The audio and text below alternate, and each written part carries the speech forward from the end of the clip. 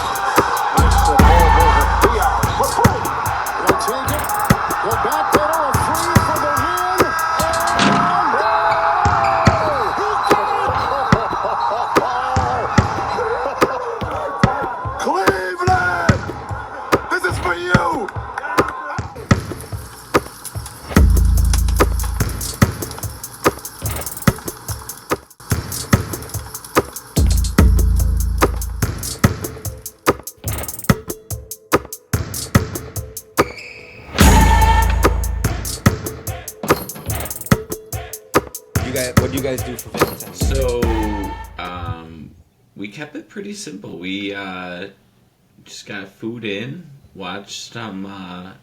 So we just got into the JFK Jr. Like it's called like Love Story or something. I'm not sure what it is, but it's a series based on JFK Jr.'s life and his wife, who was like the Calvin Klein. I should know her name. Her last name starts with a B. I forgot it. So we watched that Friday, and then we watched a documentary yesterday. I'm all in on JFK and his family, and like the Kennedy wild, like just deaths all over the place. It's crazy. Have you done the assassination No, rabbit hole yet? by like rabbit hole, what do you mean? Like I have. Like investigating all the Mm-mm. conspiracy theories of whether No. it was like a I two-man have not. deal I have or not. anything, I've watched like some documentaries like on just like the day, but I haven't. Went that far yet. I will. I'm sure I will because I've already know like Yeah, I feel like everybody does yep, inevitably at yep, some point. yep. Titanic, 9/11, the JFK thing. There's so much that Or- you get lost into. yeah, Tupac, Tupac. without a doubt. You could also go down the rabbit hole of the 2016 NBA free agency summer. Wow. Dude, players were getting Yeah, bags. I was just looking at it. So it's funny because like you look at the contracts here, and they're obviously not as big as they are now because the cap is like Right. what almost doubled since 2016. But just the fact that it went up from like 70 million to 95 million. It like some of these teams it was like they had no idea what to do No. with this money because the contracts themselves like aren't massive, but the guys who were getting them was the problem. Like Bismack Biyombo getting 4 years 70 million.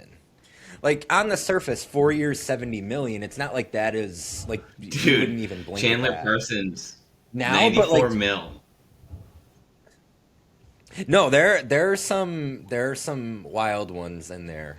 Tyler Johnson got 4 years, 50 Yep. million from Miami.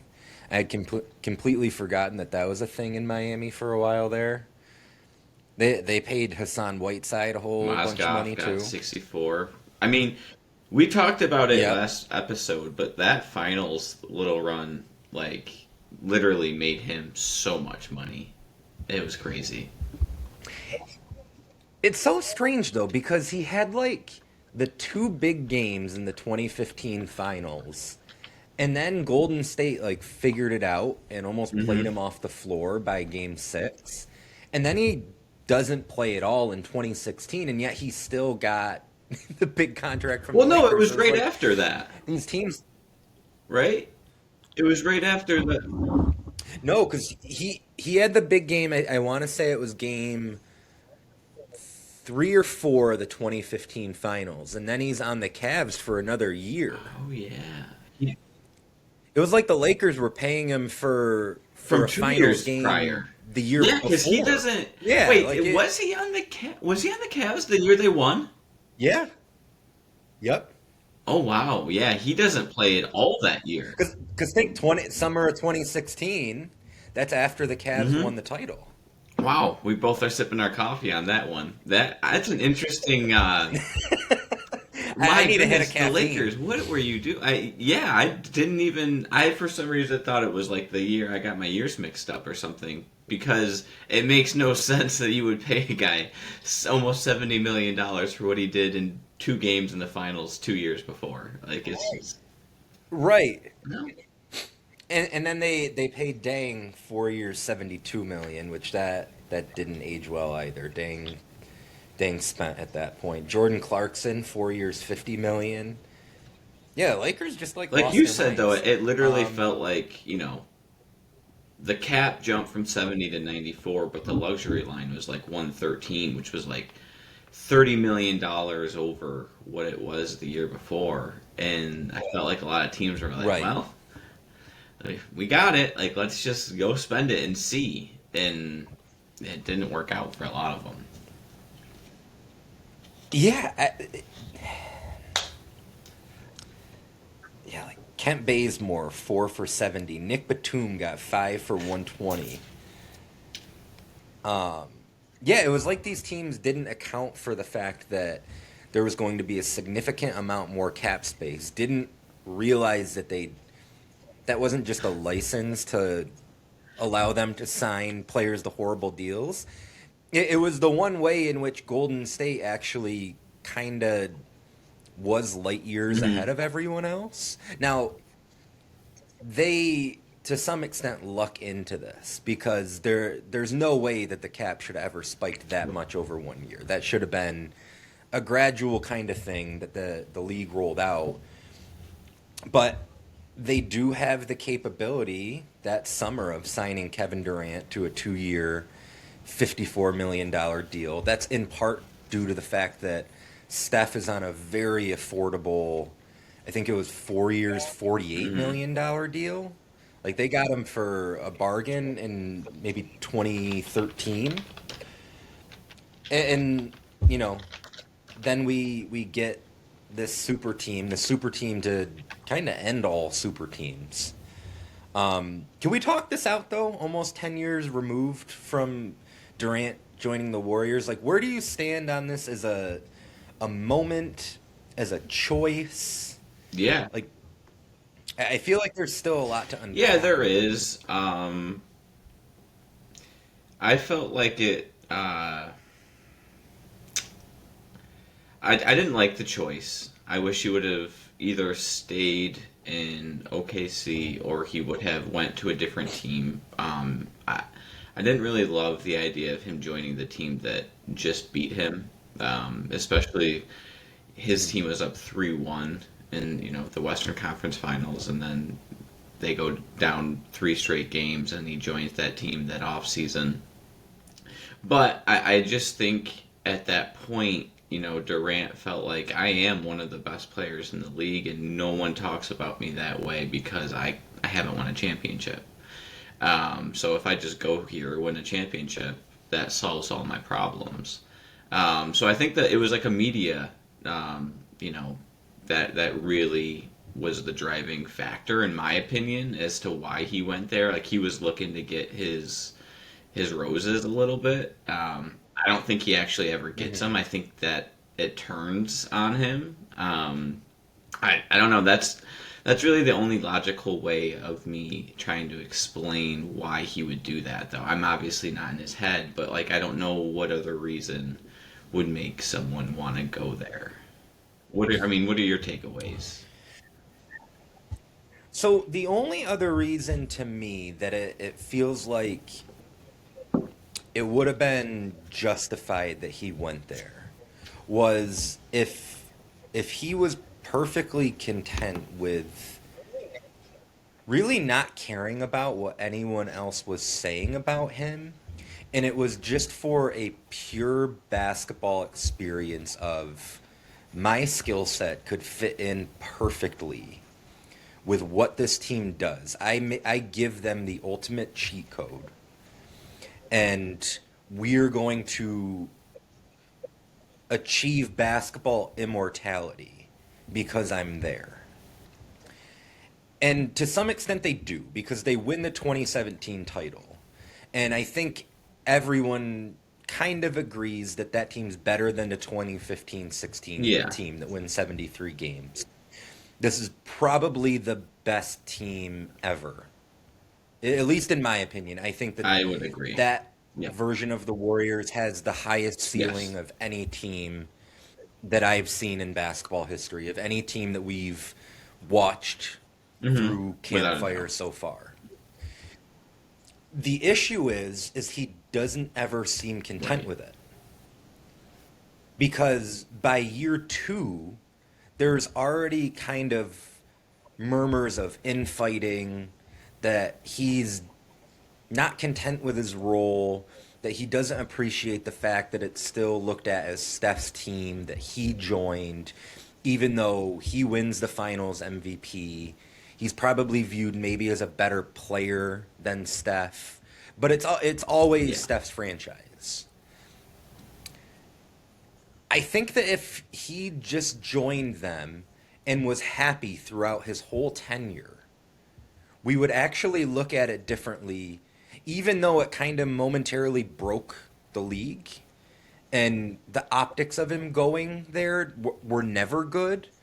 But if at least he would have been happy with it, it would have been like, okay, he's getting what he wants out of it. I'm almost happy he wasn't. But it doesn't seem like he got what he wanted. No, it doesn't. It doesn't. I'm happy he wasn't either, because if hypothetically, if he was happy and just bought in, that would have been like 8 straight years of just like, there's nothing anyone could do. Like you said, this team was far and away the most talented offensive team that we have covered in the Campfire end stop, like without a doubt.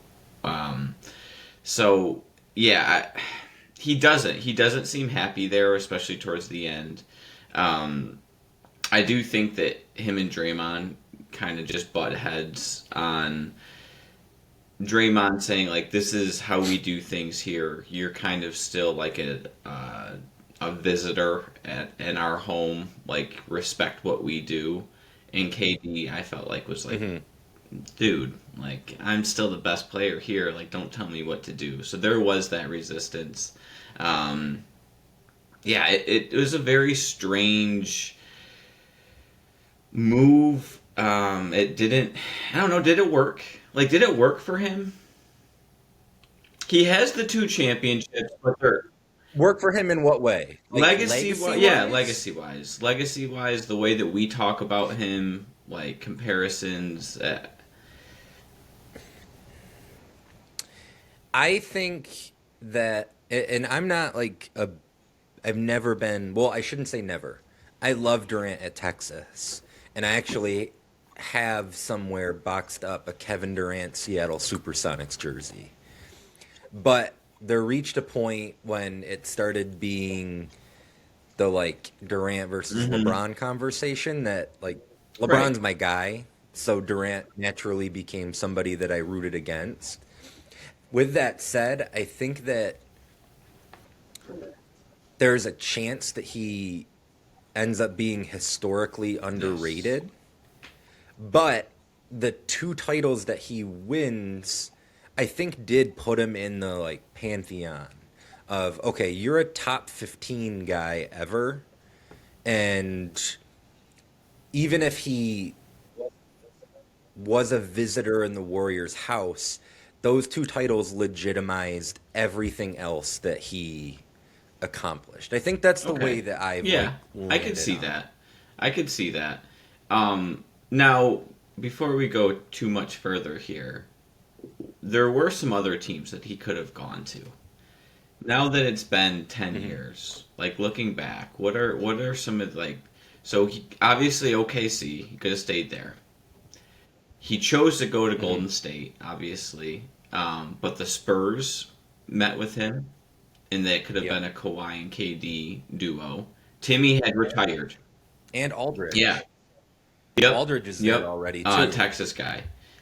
Duncan retires, I think, Yep. this offseason. Duncan retires in the offseason of 2016. Mm-hmm. So it would have been kind of like the new look Spurs. Um, Yep. the Celtics bring in Tom Brady to pitch him to come to Boston. Now, I believe the 2017 year, Boston actually is the 1 seed in the East, behind like Isaiah Thomas, right? I think do I have that? Maybe they were the 2. I Okay. think they're the 2 seed. Cleveland, I believe, is the 1 seed in Okay. 2017. They're a Um, yeah. higher seed though. They have a solid. They're a two Yep. seed. They lose to Cleveland Yep. in the East Finals. And So then they're we right have the there. Clippers that could have offered a Big Four concept, in the Heat. Um, if you had your pick, you get to choose for the best of his career. Like, what would have made his career pop a little bit more? What team does he go to? My immediate reaction to your question is Boston. Um, Now that means Tatum doesn't end up a Celtic. That's not true though, because Holy that's shit, you're right.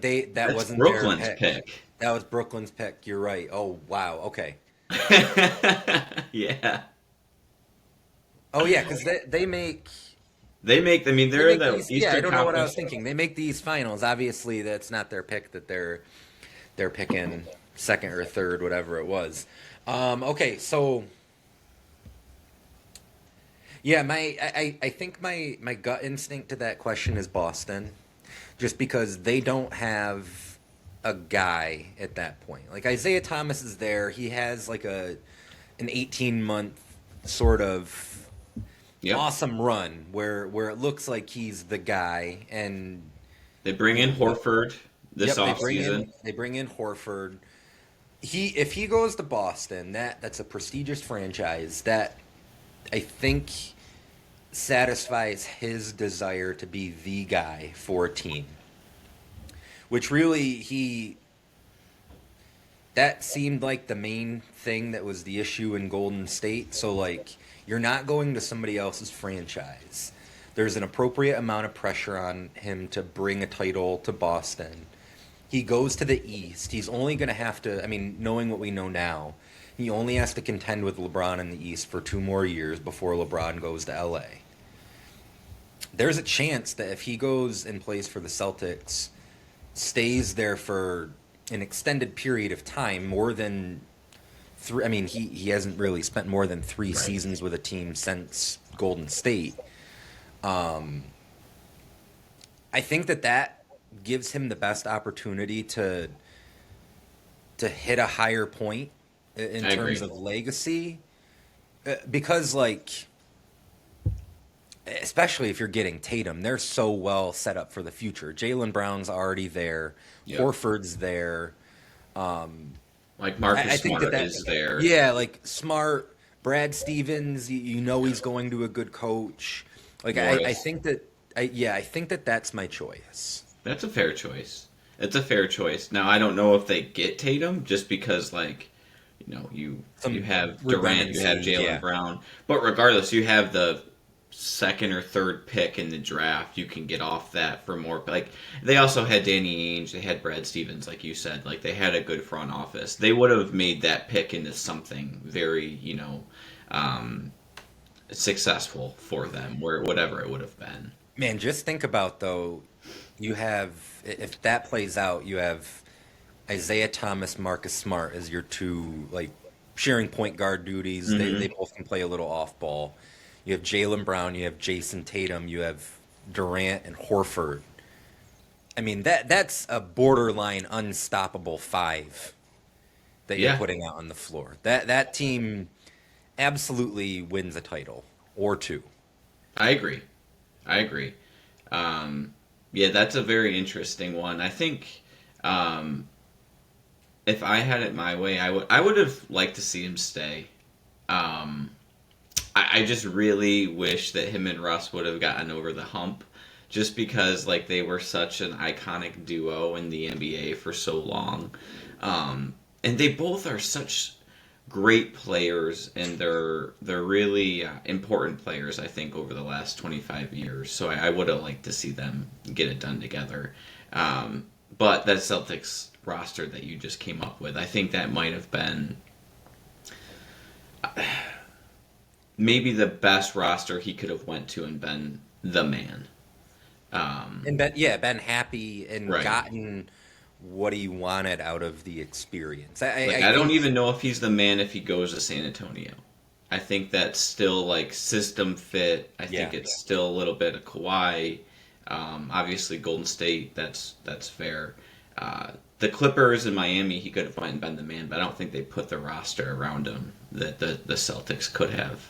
No, So, probably not. yeah, I think that's a good choice on your end. But yeah, I mean, it's changes the league forever, in my opinion. Like at that point, like nothing's off limits. Like you could go wherever you want. There's no, oh, I can't go there. That's our rival or whatever. It's like no, go wherever you want to go. Rivalries don't matter anymore in that regard. Really, like salary cap doesn't even really matter because like the amount of guys that you can put in a deal to trade for one guy, like that all goes out the window. And proof of that is the next summer, 2017, the Rockets trade Lou Williams, Montrezl Harrell, Sam Decker, Pat Beverly, DeAndre Liggins, Darren Hilliard, and Kyle Wiltjer. That's 7 guys for Chris Paul. Yep, And a first-round pick.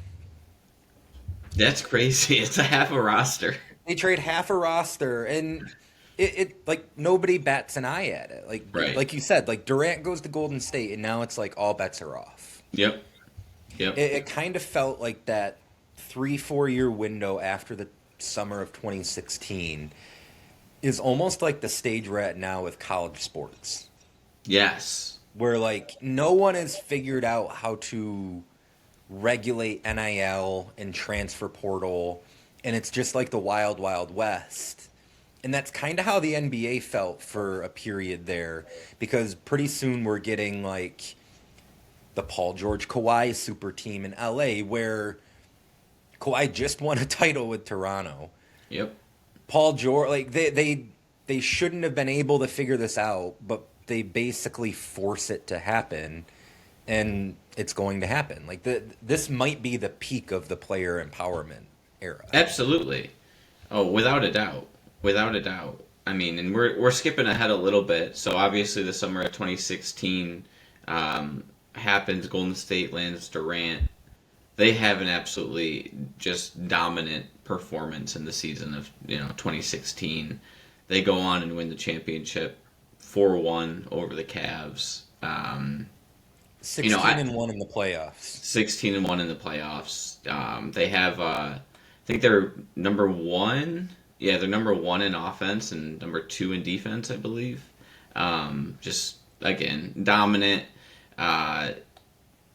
And it gets us to the summer of 2017, and I'll kind of start. It was, to me, the summer of 17 started when Kyrie wants out of Cleveland, because that happens pretty quickly after you start hearing the rumors. I don't think he actually gets traded till later on, but that starts. I think it ends up like August, September that he gets traded, but.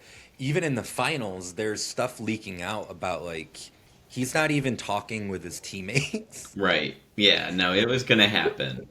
It was going to happen. And, I mean, there's a lot of hearsay as to why.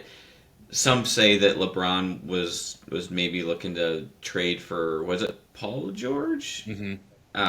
And that could have been the reason, but... Anyway, Kyrie goes to the Celtics, Gordon Hayward goes to the Celtics, Jimmy Butler goes to Minnesota, PG goes to the Thunder, and CP goes to Houston. So really 2 summers back-to-back where you see a lot of different moves. So like you said, it's definitely like the peak of the player empowerment movement where players are taking it into their own hands. They're teaming up with who they want to play with. Like I think Kyrie and Hayward had... previously wanted to play in Cleveland together. I know that Jimmy Butler, he loved Tibbs, so he forced to kind of got to Minnesota, and CP, or I'm sorry, Paul George wanted to play with Russ, and CP to Houston. That was the one that I was a little more interested by because I didn't think that was going to work, to be honest. All the other moves, I was actually very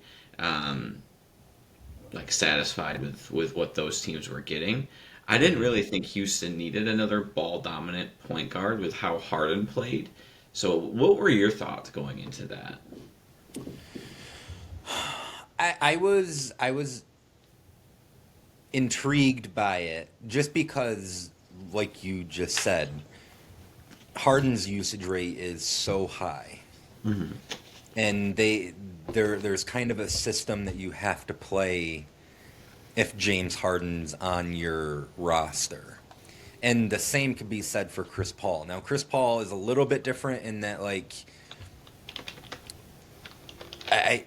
he's a little more pass first. He's a little more of a traditional point guard, but the ball is still in his hands. It's so there was a curiosity with how those two were going to work, and to be completely honest, I think I probably overlooked it in the moment and didn't give it enough consideration. But that had more to do with the fact that I just didn't see how anyone in the West would compete with what Golden State was doing. They're coming off this run where they, as you said, 67 wins, they win the title, they look invincible. It felt going into the season like it didn't even really matter what else was going on. Like, it was all cool. Like, Paul George going to the Thunder and teaming with Russ was cool. There was interest in it. Like, how is that going to work? How is Chris Paul and James Harden going to work? The Celtics have loaded up. Can they push LeBron? But in the end, it all felt like a foregone conclusion of like, okay, none of this really matters, big picture, because the Warriors are just going to cruise to another title. I felt that way until about midway through the season, and it's actually appropriate that we're doing this episode when we are within our kind of campfire calendar. So this episode is going to be posted on February 20th, my birthday. Hey! But February 26th, 2018, I wrote a piece called Rocket Science, a case for the Houston Rockets as the 2018 NBA champions, where I basically went out on a limb and explained why I thought the Rockets were going to win the title. And as we'll get to, I stand by this to this day. One of my favorite things that I've ever written. I feel completely justified in the cases I was making. And really it was because not only had the Rockets managed to figure out the Chris Paul, James Harden thing, because at the point that I wrote it, they were 31-3 when those two guys played together. Right. But they were also doing two things that I didn't necessarily forecast going into the year. One was they were really good defensively, far better than anybody expected that a D'Antoni team could be. They were 9th in the league in defensive rating at the time that I wrote this piece, 2nd in defensive rebounding percentage. They were top 10 in both total three-pointers and three-pointers, corner three-pointers allowed per game. So, like, they were hitting all these defensive metric benchmarks that were kind of unexpected. Additionally, what they were doing was spacing the floor like nobody else in league history ever had. At the time that I wrote this piece, so late February, they had taken 400 more shots from at least 25 feet from the rim than the next closest team in the league.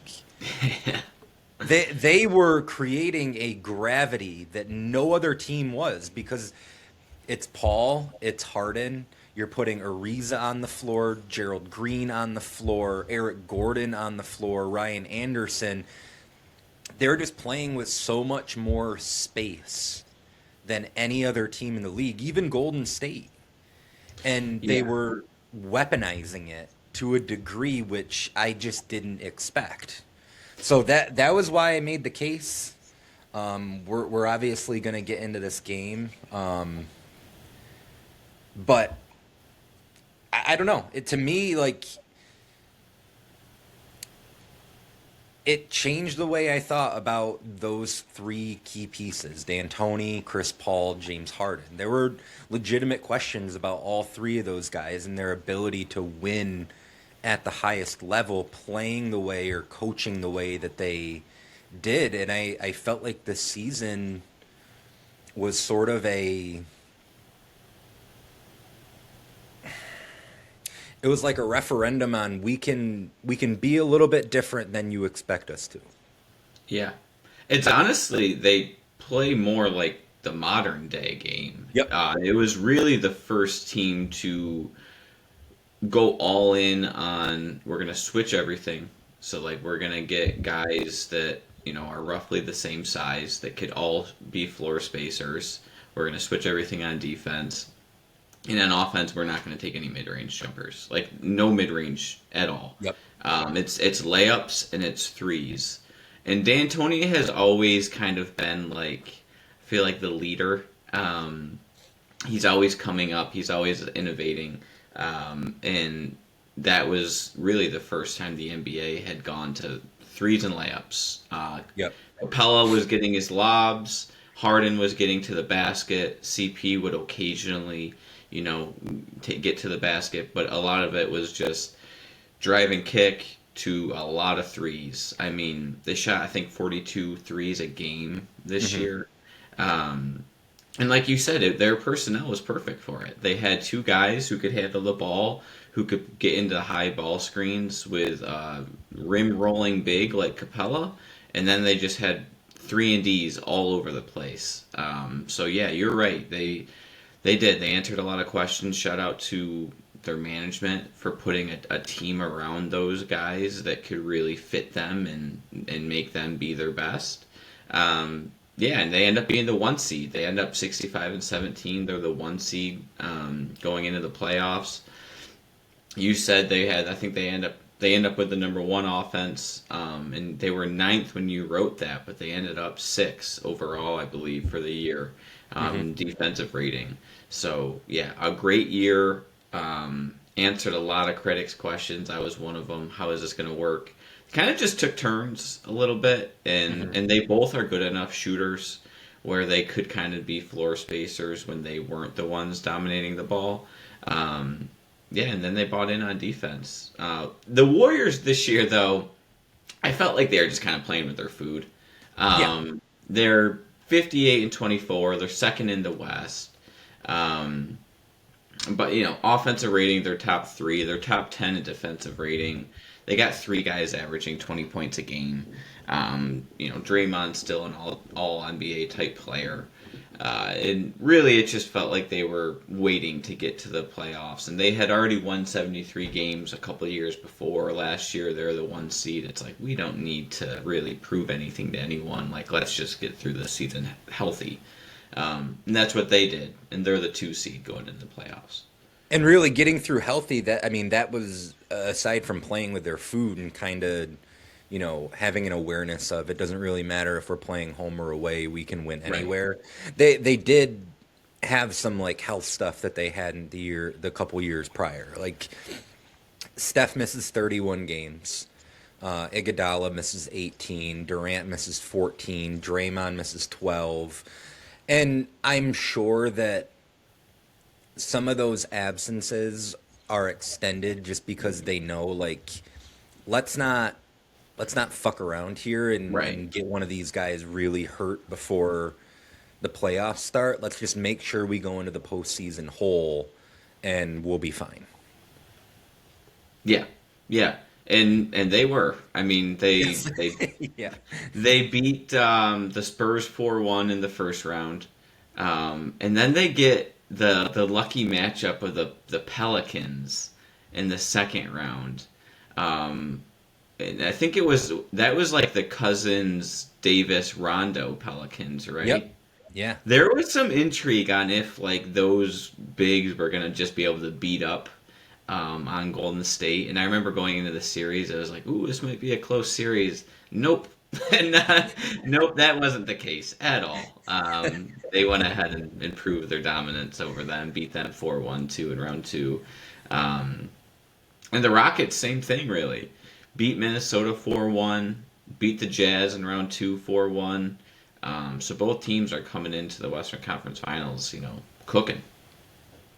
Yeah, even with LeBron playing some of the best basketball of his career on the other side of the bracket, I felt like when we got to the West Finals, it was like an understanding, okay, these are the two best and most complete teams in the league.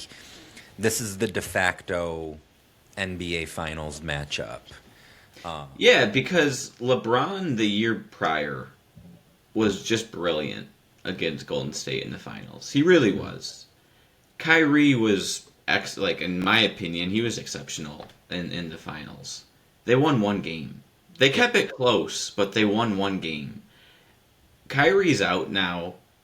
I personally don't think the Cavs were as good. I've heard some people say, though, that was actually the most talented Cavs team that LeBron's played on. And if you just look at the roster, you would say yes, but there was a lot of guys kind of past their primes. Yeah. So no, I mean, like it was like if the Cavs couldn't even win 2 games last year, how are they going to be able to beat either of these teams this year? So I'm with you. It was the Western Conference Finals was going to be the championship. So we get to the series.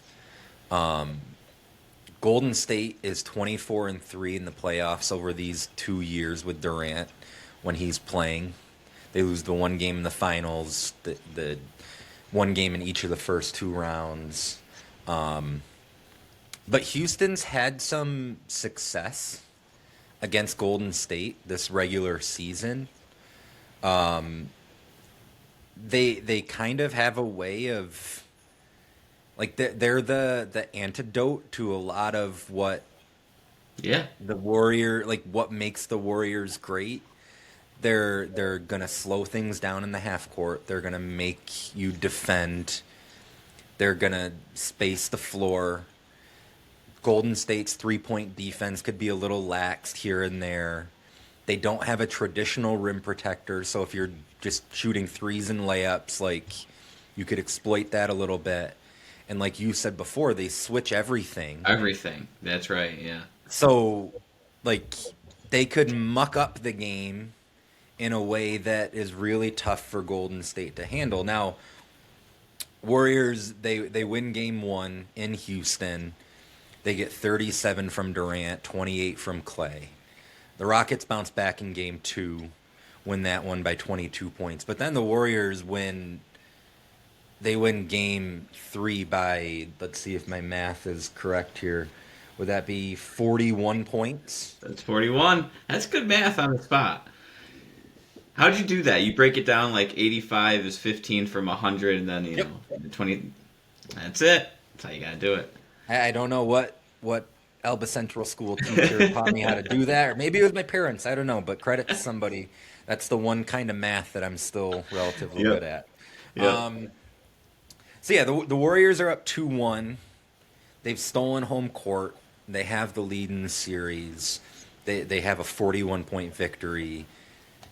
I remember at that point it kind of feeling like, okay, you know, the writing's on the wall. This one probably ends in 5.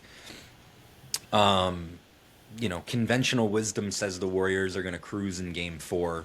But the Rockets, to their credit, they do everything that they were doing during the regular season. They managed to claw back from a 10-point deficit to start the fourth quarter in game 4. They win 95-92. Holding Warriors to 92 points is an accomplishment. In that game, Steph, KD, and Clay all shoot under 40%. and Harden and Paul combined for 57 points. And it kind of feels at that point like, okay, they have home court back. There's proof of concept that they could win at Oracle. Right. Maybe we have a series here. Yeah, And again, and as I wrote this piece in February, I'm giddy about it. yeah, absolutely. I'm the one person who has gone out on this limb, and I feel like, okay, they're justifying what I wrote here. Absolutely. And my big question too is like Harden and Paul in the playoffs tend to, I don't want to say tend to underperform, but that was the narrative on them. So seeing them in a very big game, they needed this way. If they don't win this game, it's over in 5. Yes. So for them to come in and win, and they, 27 from CP, 30 from Harden, both have 4 assists, and their plus minuses, they're solid. It's just like, okay, is this going to be the year that they kind of break through? So yeah, no, going into Game 5, I'm sure you were giddy. I was just giddy because I thought, honestly, going into Game 4, we were going to get a gentleman's sweep. So just more basketball. I didn't expect Cleveland to really give the Warriors a challenge, and I didn't want to see them just go through the playoffs without any sort of competition. Because, really, was it the year before, what really, did they get tested the year before?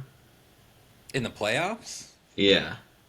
They start the playoffs 15-0 and then lose Game 4 to Cleveland.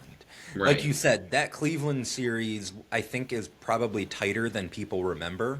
Yes. Like Game 3 was really close. That's the game that KD hits the shot late Yep. over LeBron. Yep. That was right down to the wire. Game 4, obviously, Cleveland wins. Game 5 is tight going into the fourth quarter. Like Cleveland gave them, that was a competitive. It was 5 competitive, but there was no pressure. Right. So really, since they got KD, there hadn't been any real playoff pressure on the Warriors in 2 years. I think the only point is maybe when they're down by like 20 to San Antonio in the first half. Yeah, and Zaza happens. And then, yes, Zaza. Correct. So really, like Game 5 was the first time that it was like a pressure type game for Golden State in the playoffs in 2 years. And as a basketball fan, I just was excited. You don't want to see a team just roll through the playoffs 2 straight years in a row. So that was awesome. You had predicted it. It was just Game 5 was a really, really exciting time. And it kind of felt like, okay, whoever wins this one, is that going to be the winner of the series? Not sure it turns out that way, though. I'm one to say that there are no like asterisk titles. I think that every team that wins the championship, like you can't take that away from them. With that said, I in my gut truly believe that if Chris Paul doesn't pull a hammy with a minute left in Game 5, the Rockets win the series and win the title. Guarded by Cook. Ball on the spin. Rebound, Lee. Well, they might have to drag him because he's not going to come off the court. But he is hurt right now, limping, walking gingerly and slowly to the sideline. Again, look at the play on the other half of the court. This is the most important play of the game. I'll always believe that. And again, that's not to take anything away from Golden State. They were great. It makes sense historically that they won 2 titles in a row during the Durant experience. Like, I'm glad Steph has his 4 rings, all that. But I do feel like the Rockets were the unique team that could actually give them trouble even when everyone is healthy. Now, Warriors fans will be quick to mention Iguodala is hurt at the end of this series. He doesn't play in the game that we're covering today. But it's Andre Iguodala or Chris Paul. Chris Paul's absence obviously means a lot more. And even without him, in Game 6, the Rockets jump out to a 39-22 first quarter lead in Golden State. And it kind of, for a second there, is feeling like, goddamn, even without Chris Paul, right, this team just is the antidote for Warriors' brilliance. And then it's one of two magnificent collapses. Yeah. Yeah, I mean, like you said, Harden gets off and he scores 22 in the first half, I think, of Game 5. Game 6. Game 6. And then he scores 0 points in the fourth quarter. Warriors end up winning by almost 30. So heading That's into 29 points if my math is. That's right. That's correct. right. 14 up to 100. Because it's 14 to 100 plus 15. That's how you got to get it done. Yep. Should we do like math tutorials as a side hustle from Campfire? We can. See, this is good stuff for, get your kids to listen. It's family friendly. We'll teach some math. Not we'll talk really. about I've already dropped, composers. I think I've dropped 2 F-bombs already, so not totally family friendly. That's fine. I said Jason Williams was erotic. It happens. You did. It happens. Yes, and what I'll say is I think that all started right around the time that Edelman joined. But the one main difference, really, was they started this little run with Jason Williams. They trade Jason Williams and after the 2001 playoff to bring in Bibby. And I felt like he really did a good job of studying the ship. I know, and just through research, Williams was, which I think we all know, he lacks a little bit of the shooting that Bibby had, and he was also a little erratic with the ball. Erratic with the ball. So we could say he's erotic too. He was creative as hell. That's for sure. Yeah. Erotic. I would say both. yeah. So. I forgot about that. But anyway, going into Game 7, I think, most people felt like Houston was probably going to be outmatched without Chris Paul just based on Game 6. But then you get into the game, and there's no Chris Paul, but the game's in Houston. And Houston gets out to a relatively decent start. And a bigger factor is Clay picks up 2 early fouls in Game 7. So it's like, okay, can they maybe make it where Clay's got foul trouble, and now it's a little bit more evenly matched. But going into the game with the stakes that you had already written an article about how they were going to win the championship, what were kind of your thoughts? Were you confident in what you saw in Game 6? Were you hopeful? Like, where were you at? I chalked it up as a loss once Chris Paul got hurt. Right, fair. Unfortunately. As a Cavs fan, so the Cavs make it to the finals the night before. Mm-hmm. They beat Boston in Game 7. LeBron is sensational. In the midst of what is probably the greatest 3-game run in his postseason career. Because Game 1 of the finals, which we've referenced before. Yeah. And then the last 2 against Boston. So, not only because I wanted to be proven right, but because the plan apparently was to bring Chris Paul back for Game 3 of the NBA Finals, I was rooting so hard for Houston in this game. Because my thinking was, A, I'm going to look really fucking smart if Houston actually beats the Warriors. And B, without Chris Paul, the Cavs might be able to steal a game or 2 in Houston. And then somehow LeBron with this ragtag group of guys that you have a couple leftovers from the championship team, but you got Larry Nance there and Jordan Clarkson and Jeff Green, just this weird group. George Hill finds his way there. Yeah, like George Hill's involved. Like it just so strange. And maybe that opens the door for him to get another ring in Cleveland. So I had a huge rooting interest in this game, but not much hope. I didn't have much hope. Fair. So, again, Houston gets out to a decent start, but Golden State recovers and takes the lead off of Steph 3. on a turnover where it's early in the game. It's Game 7, and this is the thing that gets me with Harden. Sometimes it just appears like he doesn't care. Or like he just might be the most lazy person that's ever laced him up. I mean, it's Game 7, they're up, it's in Houston, and PJ Tucker just kind of throws like an entry pass to them. Warriors score, he takes it out, and he just kind of throws it. And Harden just like looks at it, and just it goes right to Steph, and he hits a three. Mm-hmm. And it's like one of my first notes because I'm just like, why, Jane? Like, you've been so good the entire year. He's the MVP. Yeah. He brings them to Game 7 of the Western Conference Finals, like averaging 30. And then he just does some stuff that just makes you shake your head. It's very strange. It's been the case his whole career. Yeah. I don't get it. I don't necessarily want to ever try to put myself in the mind of a player because I have no idea what it's like to be playing on this stage. Right. Neither one of us do.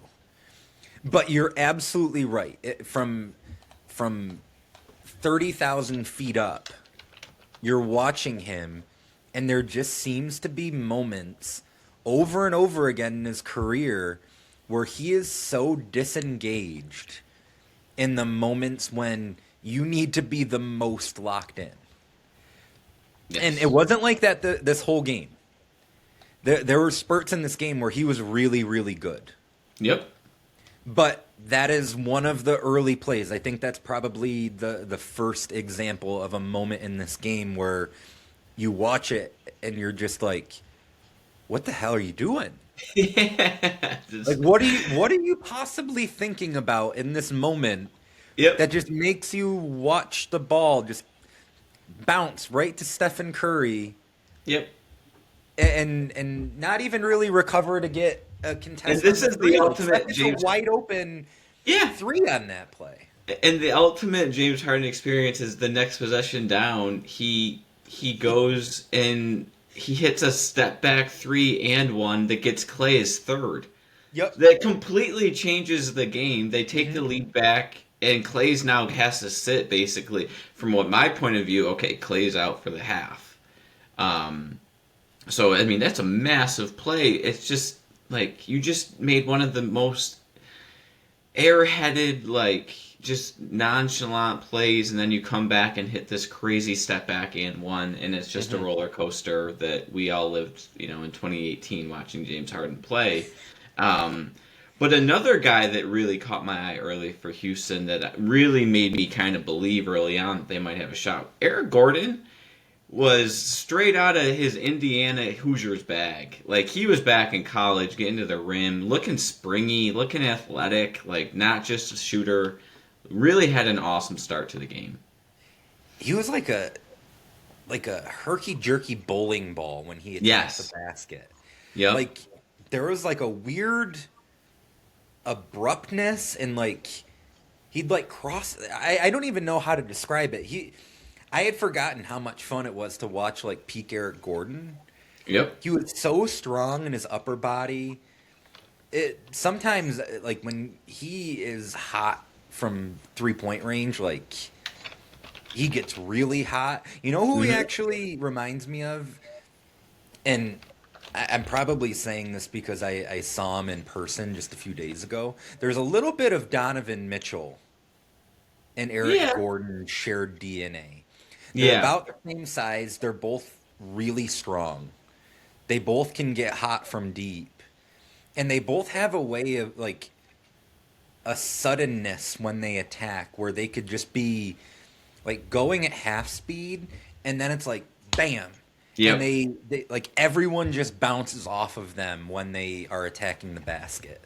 They're so strong and have such like fantastic. No, you're right. You're right. And sorry to cut you off there. They're just so strong and have such like a low center base that you're right. They just bounce off guys. But he was awesome, and he spurs a 8-0 run for Houston. And another note that I took is I felt like, especially early on, and even throughout the entire year, just when watching some clips, the Warriors' offense doesn't feel as like free flowing as it did maybe 2 years without, or without Durant. Um, it's more a little bit more ISO, but the benefit that they have is like it gets down to the end of the clock. You have the best makers plural that they could just bail you out. But I do think it was a bit of Houston being able to switch everything and the Warriors personnel just not being, as bought into just like free flowing offense. Yeah. And they get a little stuck in the mud at times because of that, I felt like.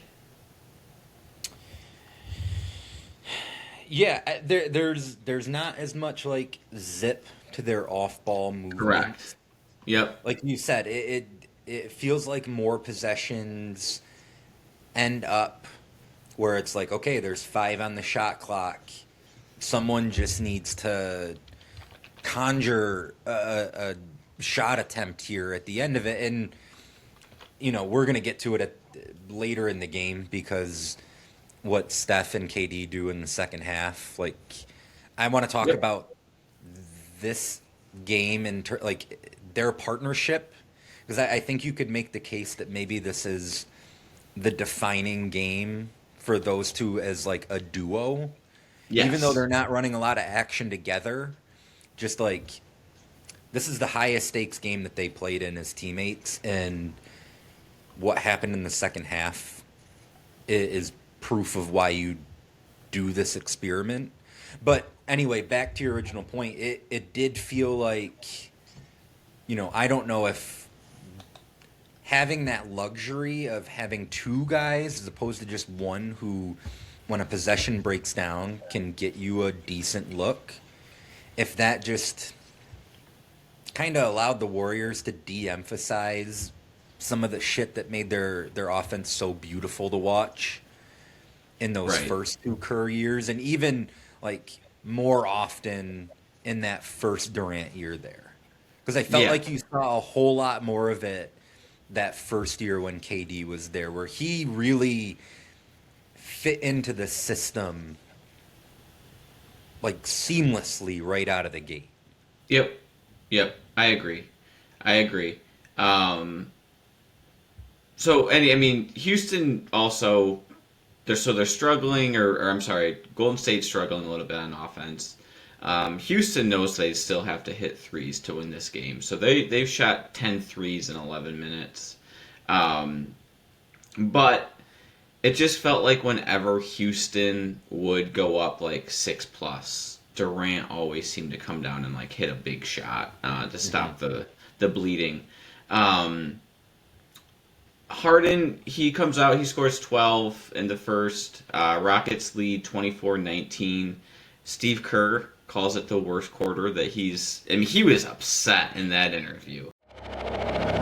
Welcome back to Houston, Texas. The Western Conference Finals on TNT is presented by Hulu. Steve, what did you see from your team in the first quarter? I saw one of the worst quarters of basketball we've ever played, and we're down 5 points. So if we can get our act together, we'll be fine. That was an awesome sideline interview. And David Aldridge, a pro, just rolling with it. Yep. Now, this might be the most shocking part of the game. Clay starts the second quarter. So he has 3 fouls, and he starts, and honestly, without him in this quarter, the lead grows. He was excellent in this quarter, and to play that much and be that effective with 3 fouls, like, shout out to him, shout out to Steve Kerr having the trust to put him back in there. I love when coaches play their guys when they're in foul trouble. I think that people overthink it too much. Like, trust them. Don't play defense on your own guy. He scores right out of the gate. Now, Harden and Eric Gordon get great attacks, and the Rockets actually take a 9-point lead 2 minutes in. But I just wanted to note that Kerr putting Clay back in was impressive, and the way Clay played this quarter was also impressive. I had forgotten that Kerr put Clay back in so early. It told me two things. One, obviously, Clay has earned the trust from Steve Kerr over these first 3 years. But two, I feel like there had to be a sense of desperation on Kerr's part in that moment. Now, I couldn't tell you off the top of my head what his track record is of playing his star players when they get in early foul trouble, particularly 3 in the first quarter. But I would have to imagine that in any other game but a game 7 or an elimination game, he's probably not doing that. And if they had played a better first quarter, he probably isn't doing that. Right. But, you know, that first quarter, the Warriors are 7 for 20 from the field. They have 5 assists. They have 6 turnovers. They give up 7 offensive rebounds. Like, they're searching for answers. And like you said, Clay comes in. He immediately attacks the basket on the very first possession. Capella gets called for a goaltending. He really steadies things for them in the second quarter. No, there's also, like, midway through the quarter, there's just this scoring explosion from both teams that...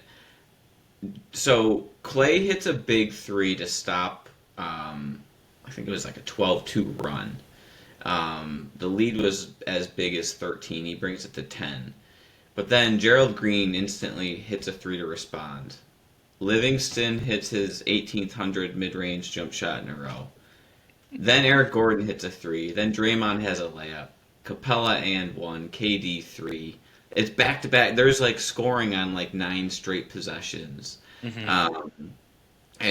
Houston's up 44-33 with 5:50 left. And then Harden tries to draw a foul on a 3-point attempt. He doesn't get it. And it leads to a Clay 3 to bring the lead to 9.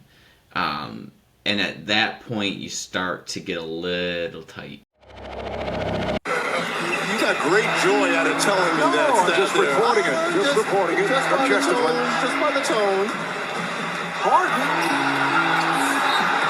He was looking for a foul on Bell. Mike D'Antoni upset. And should have gotten it. I mean, you got to protect the shooter. We saw this all in Game 6. Whipping and swarming. They are in their grill. Here's Harden way off. Another foul he should have gotten.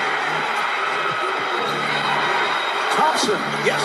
6-point swing right there. Back-to-back plays where James Harden, in my opinion, was fouled. Yes. So, great rundown of everything that happened. I had the all the same stuff in my notes. I want to know 2 things. There was a point as I was watching, and it was when Houston went up 42-28. And we know the outcome. Just with the way the game was going, it's hard to believe they lost this game. Yeah. They were dominating the offensive glass. They were winning all the 50-50 balls that we talked about last episode, where if Golden State is winning the 50-50 battle, you're toast. Yep. If it is actually 50-50 right. 50 balls, you're toast. You got to get like 80-20 on that. And that's what it was in the first 18 minutes of this game. The Rockets were winning the 50-50 battle probably 80-20. Right. They were scoring consistently in the paint. It just... I don't remember what I was thinking in the moment when you watched this game live, but watching it back, it was like, I can't believe they squandered this. And the second point, which you brought up, that missed foul on Jordan Bell on the contest of the James Harden 3. Clearly a foul. Yeah. Ton of body contact. That ends up being the first of their 27 straight missed 3-pointers. Ooh. And I have to wonder if they call that a shooting foul, does it change snowball things? the way that it does? I have to feel like it doesn't. Also, got to say, Reggie and C-Web on the call were just completely appalled by this no Yeah. call. They were, I mean, they're disgusted. Yeah. It's like these refs did something to them personally, Yeah. and that was consistent throughout this whole game. So, yeah, you're right. We get to the end of the first half. The Rockets are up 53-44. On Eric Gordon, coast to coast, with 4 Yes. seconds left. Gets a layup as time.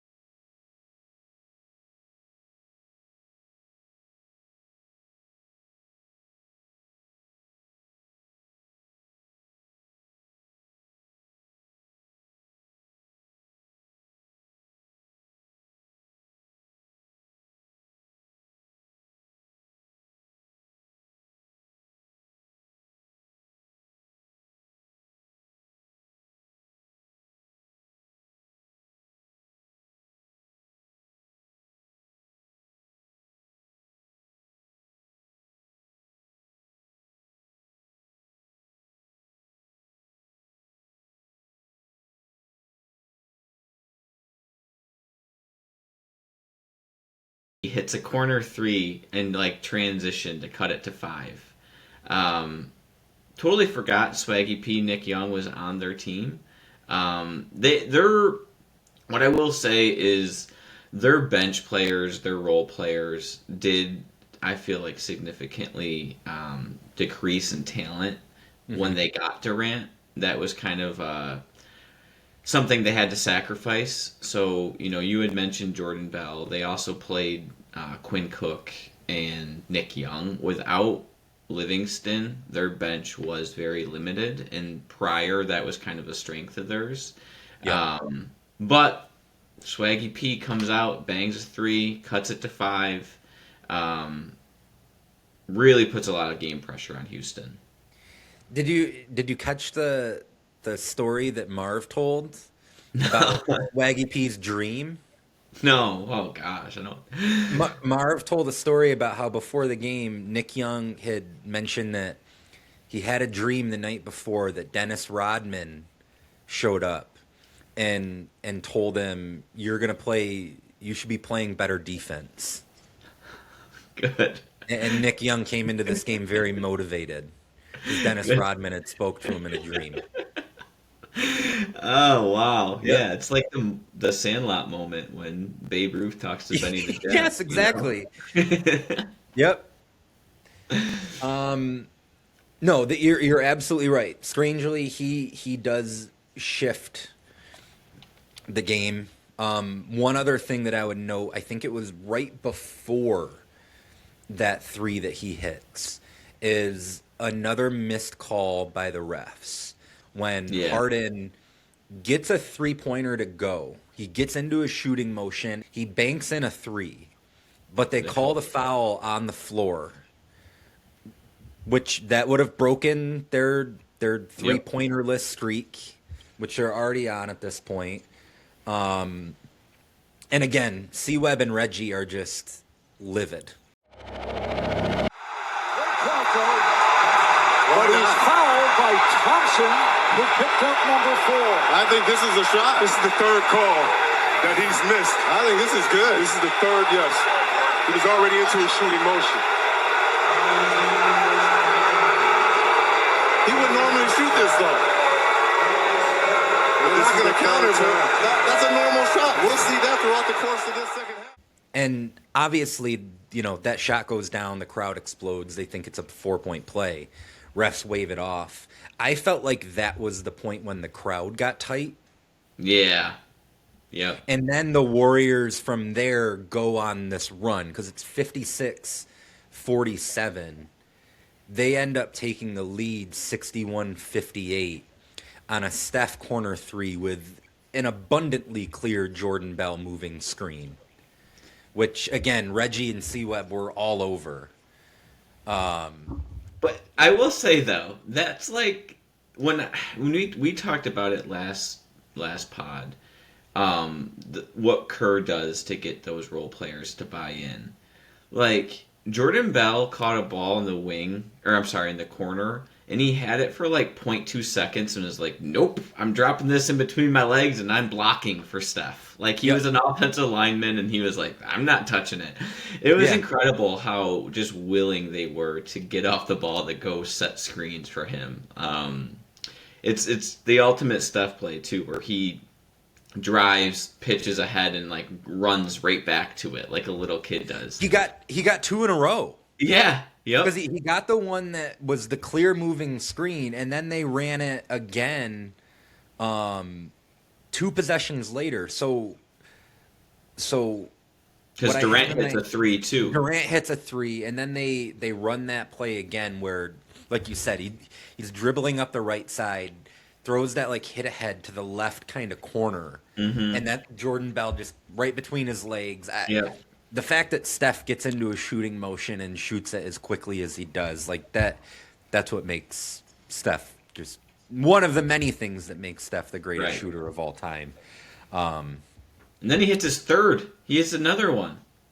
Working Ryan Anderson like a speed bag. Yeah. Yep. I feel bad for Ryan Anderson in that moment. Been there, plenty. Sorry, bud. No, we've all been there. We've all been there. Yeah, 2 possessions in a row. Steph blows right by him, gets a layup, and then hits a step back the very next possession. And then not long after that, he hits a transition 3. That gets Golden State up 72-63.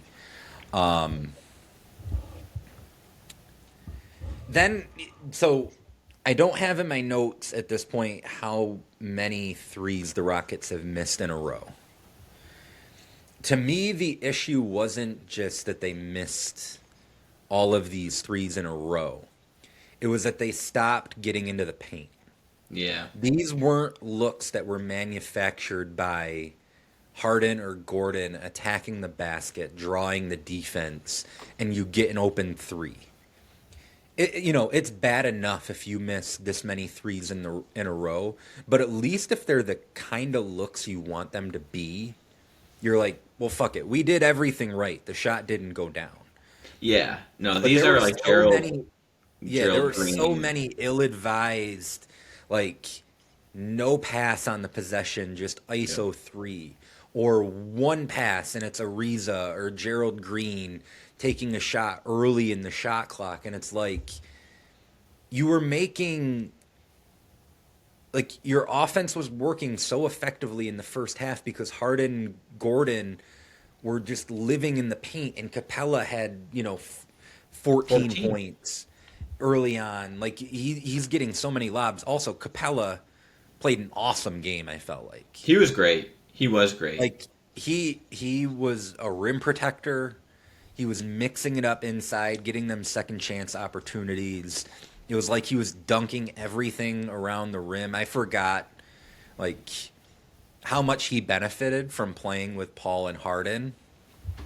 But yeah, so the Rockets finally start to get back into the paint a little bit. They get a PJ Tucker put back, 2 straight Eric Gordon drives. Finally, it just seems like they're getting back into what they want their offense to be, even if the 3-point shots aren't falling.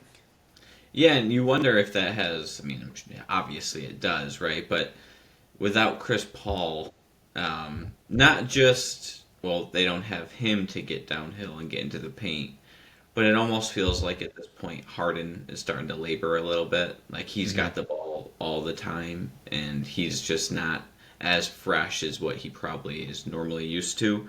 And he can't get into the lane. They go 0 of 14 in the quarter on threes, so they don't hit a three in the quarter. Steph has 14 in the quarter. KD has 10. Warriors outscore the Rockets 18 in the frame. So they lead 76-69 after three.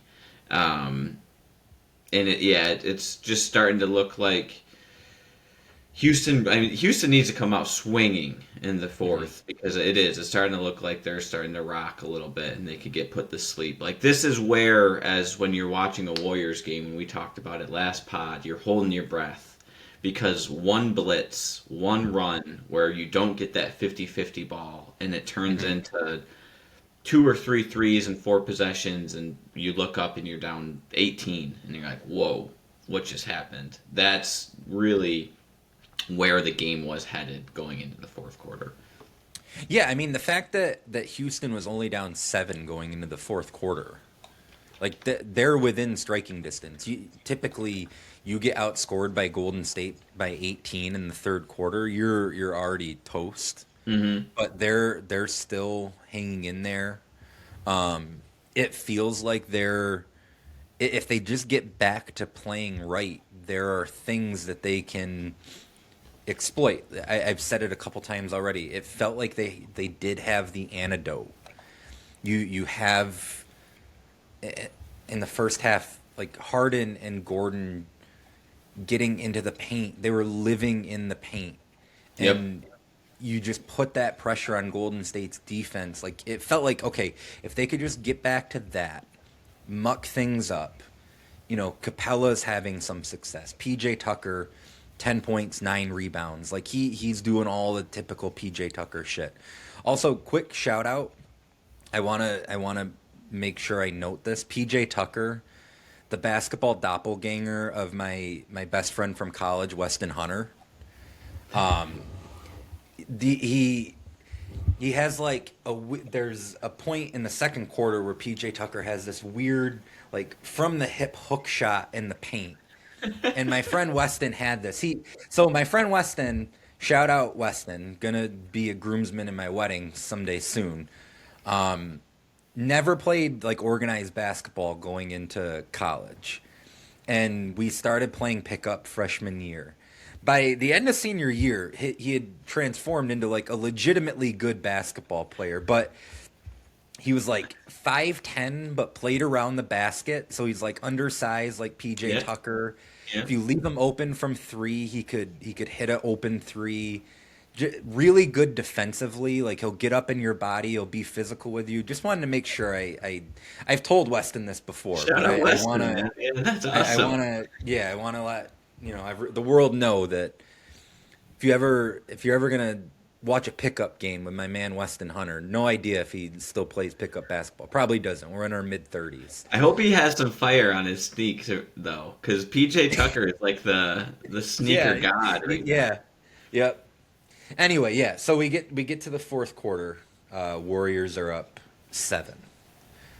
And a fun little sequence right out of the gate. Curry attacks the basket, double clutches, gets hit, finishes through contact, no foul call. Then he's flexing as he's running up the court, which I don't think I've ever seen Steph do. And then Harden comes right back the other way, finishes an and one, and it's like, okay, the fact that they have this answer and Harden's finally getting downhill again. Yep. Maybe there's hope. Maybe they can get back to what they're doing in the first half and keep this thing close. Yeah, I felt like Harden early on was really trying to keep him in striking distance in the fourth. Yep. Like, that was his mindset for sure. Unfortunately, 2 possessions later, Warriors get out in transition. Curry finds Clay for a 3. Lead balloons up to 10. And then we get more of the Warriors or the Rockets' offensive morass where it's just they're stuck in mud. They're settling for bad threes. At this point, though, so I want to make 2 points. Go for it. The Clay 3 to me was just backbreaking. You have to be so damn perfect when you play this Warriors team. Yeah. And you, especially on defense, and like your closeouts have to be perfect. He gives a shot fake, and a guy lifts up, and he's able to get an open three, and he hits it, and it's just like every little detail you have to be perfect. And in my notes here, to go off of the Rockets' offense, the Warriors have completely just started to load up on James, and it's like, go ahead and shoot your threes. Like, they're daring Houston to shoot threes at this point. And honestly, like, they are one pass shots, but they're relatively open. And they're completely just in their own head at this point. Yes. No, you're absolutely right. These, it's tough because it's not good offense, but they're kind of good shots. It's not good offense, but the shots, it's not like they're like contested 28-footers. Like, they're getting relatively open looks. Like, how many open looks that Trevor Ariza just missed? Yeah. Right. And there comes a point early in the fourth quarter where Marv asks, he's like, at what point do you just stop shooting? I thought that was funny. He put Ariza right on the spot. And, Ariza's 0 for 11 at the point that he says this. But, like... Right. You're absolutely right, though. It's not like they were terrible looks. It was bad offense. But and they were just completely bought in on, okay, Harden's not getting to the lane. Like, he got to the lane to start the quarter, and then it felt like the court just shrunk on him. And they were so just, loaded to whatever pick and roll side he was on. They were going to trap it. There was going to be, two guys in help side, and if you're going to make the quick swing to the corner, by all means, let Trevor Ariza take his 12th three. And they just couldn't get anything going. And then KD starts to roll, and it's just like, okay, well, this is just what it is. Like, this team is incredible. Like, they're just incredible. Well, that's what I have in my notes. I put that KD and Curry go computer video game cheat mode. Yep. Where it's like, you've been there. You're playing a video game, and it's like, okay, the computer's decided that they're just winning this game. Like, it doesn't matter what. If you're playing Madden, it's like, okay, I threw the perfect pass, but it got intercepted. Yeah, my running back has fumbled 4 straight times. Yeah, like okay, it's preordained. I'm not winning this game. I get it, and that's how it felt with these two, because it's back-to-back possessions. They hit step-back threes, well contested threes, and they're just backbreakers. Gotta go. Durant over Harden for three. Yes. Oh, what a shot for Kevin Durant from deep. This is like a 27-footer.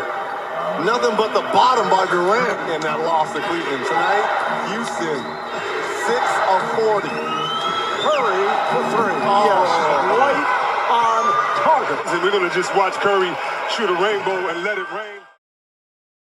Shortly after that, PJ Tucker, a.k.a. Weston Hunter, gets the Rockets off the schneid, finally, after 27 threes missed in a row. But it comes off of Eric Gordon attacking the basket. Yep. Kicking it out to Gordon. He hits the corner three. You could hear the relief of the crowd when that shot goes down. I've almost never heard anything like it. Yeah. Where it's like they almost have resigned to the fact that they're defeated in this game. But, like, at least we're not going to end this game having missed our last X number of threes. We got one to go down. Right. Yep.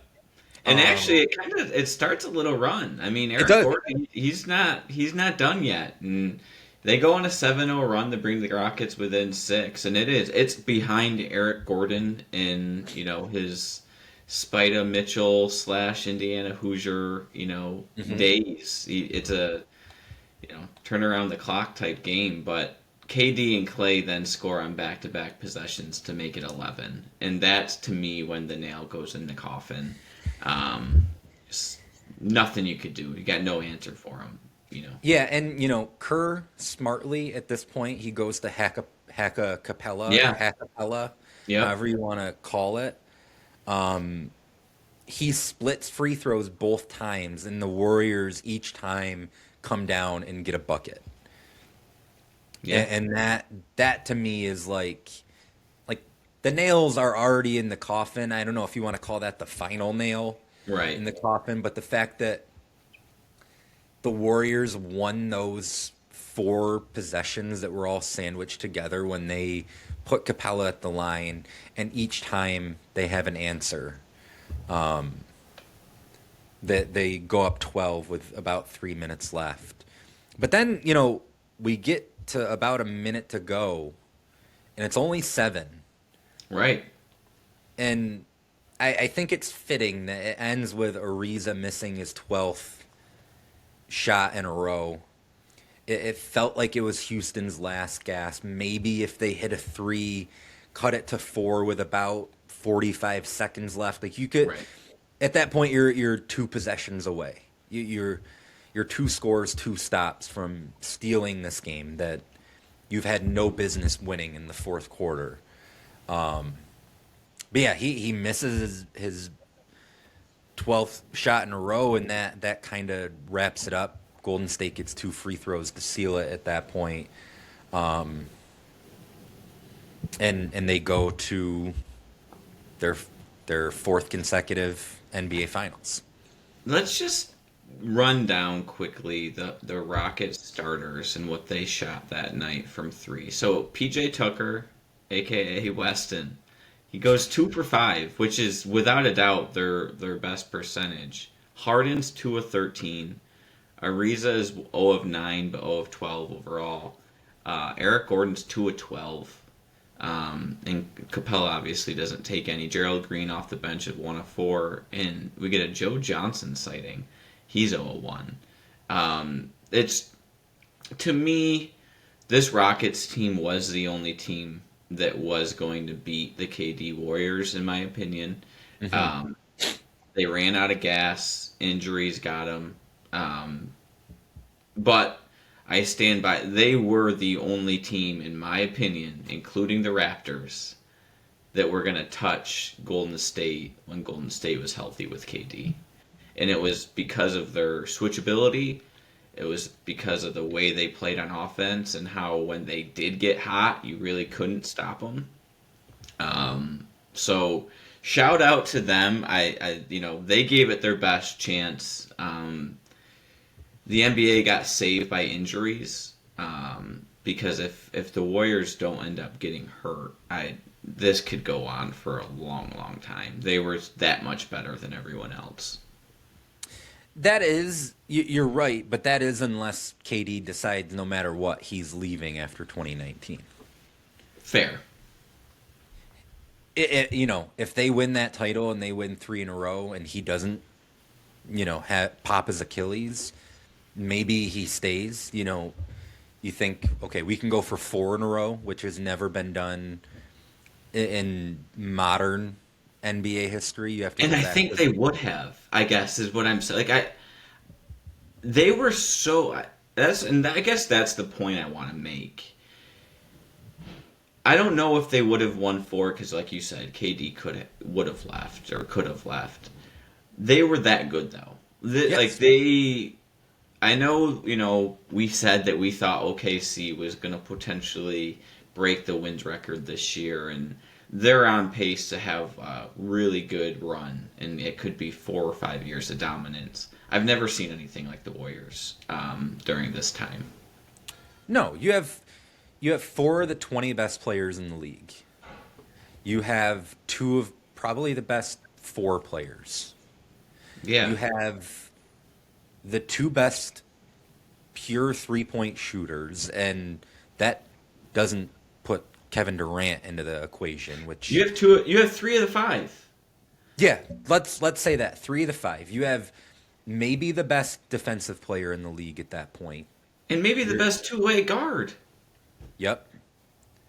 You have a top 15 all-time coach.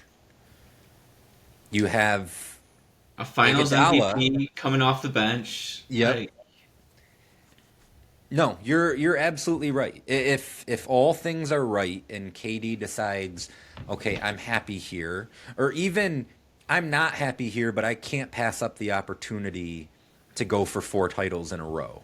right. And him and Clay are both healthy, because that's the other thing too. It's not only KD who gets hurt. No. Clay tears his Achilles or his ACL. But yeah, it's funny that we talk about this team in that manner, because as I watched this game, for a variety of reasons, I couldn't help but feel like this was like the millennial version of Kings Lakers from 15 years or 16 years prior, where you could have, like, there's a version where the Lakers win more than 3 titles in a row. Yes. They self-combust for reasons that are different than the Warriors. But then you have this one team that feels uniquely suited to be able to counteract everything that makes this dynasty so unstoppable. And it feels like both of these series played out very similarly. Yeah. In that in 0-2, the Kings go up 3-2. They go back to LA, have a chance to win it in game 6. They don't. There's all this foul stuff that goes on in game 6. And it's a combination of some iffy officiating, but also just not being quite ready for the moment. Yep. It's Tasia airballing the corner 3 that could have sealed things up. It's Weber not being ready for the moment. And like Bibby having to do too much. Like, you could make so many parallels of, okay, the same for Houston. There are a lot of iffy calls in this game. And the fact is, Houston sent a memo to the league highlighting, I forgot it was this number, 81 potential missed calls from Game 7. That's crazy. Which, that seems excessive. There were definitely some. There's some missed calls. Like, We called out a few. Who drew that job? Like, hey man, I want you to just every single possession, gotta just call out every foul that could have been. Yeah. But no, you're right. You're right. But it just, like, it felt very familiar to me. Yeah. And as we talked about in that episode way back, episode 2 of Campfire, I'm not sure that the Kings shouldn't have won that series. Right. And that's the same way I feel about this. But in the end, grand scheme of things, it makes sense that they didn't. Because the better team won. They were going up against a once-in-a-generation kind of team that just has too much high-end talent to deal with. Yep. They make you play, I don't want to say perfect, but they make you just have to play at a high level for 7 games if you're going to beat them. And it makes your role players become a key factor, especially when there are injuries or when the ref's whistle isn't going your way, and it just puts a lot of pressure on your role players. And like you said, the Kings role players didn't come through. Obviously, the Rockets role players struggle in Game 7. Puts Golden State back in the finals where they go up against Cleveland, and that's another relatively easy finals. We get in my opinion, the best performance out of LeBron, but the Cavs, like we briefly touched on, they just weren't matched, with the level of talent to keep up with Golden State that year. And Golden State ends up winning the series pretty easily and goes 2 in a row, and we're going for a 3-peat. And summer of 16 was crazy. Summer of 17 was crazy. Summer of 18 is going to be crazy too.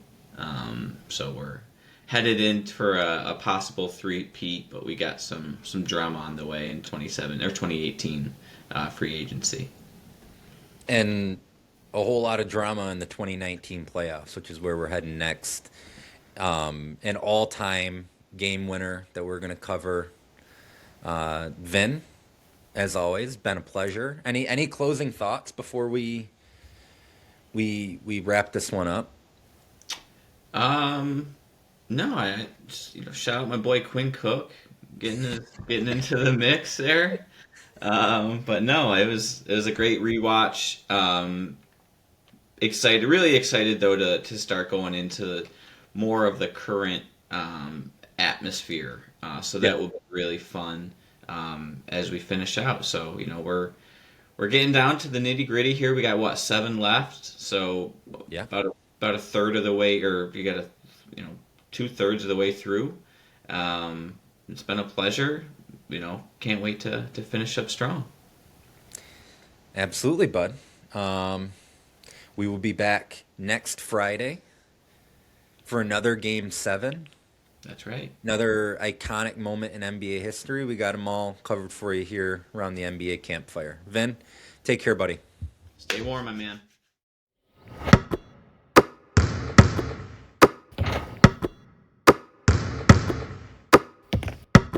Two-point game.